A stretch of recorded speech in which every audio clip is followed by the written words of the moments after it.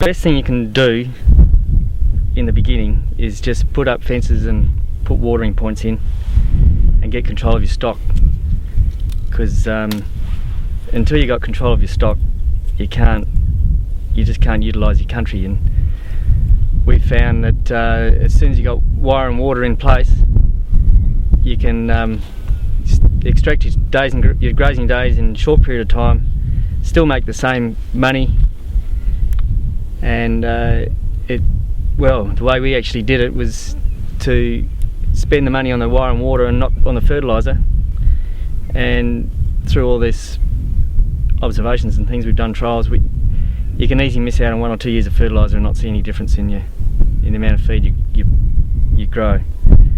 So a bit of wire and water for a couple of years of no fertiliser is an investment forever, and from there on it should just keep getting better. So I suppose in succinct answer to that question is that there hasn't been a lot of change, but we see a future in what we're doing now, and there hasn't been a short-term loss, which we thought there might be.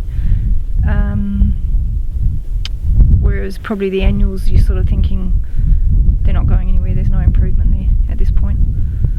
So without short-term loss, we reckon that in a few years we should be getting big production, or probably more sustainable production and reliable production than we have on our annual pastures now that are conventionally run.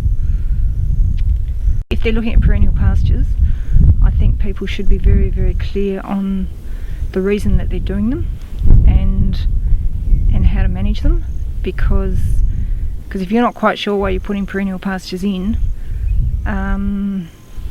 you'll give up. You can get quite disheartened, I think. Whereas if you're very clear on what their role is in your landscape and in your system, then you're fine. You'll keep going with it. And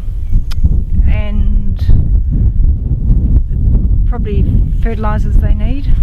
I'm not sure. We're beginning to think that aluminium toxicity is a much bigger thing in our landscape than we had previously thought, and so how to sort of tackle that, and also just the grazing management that's needed, because they can't be set stocked or else they'll just disappear.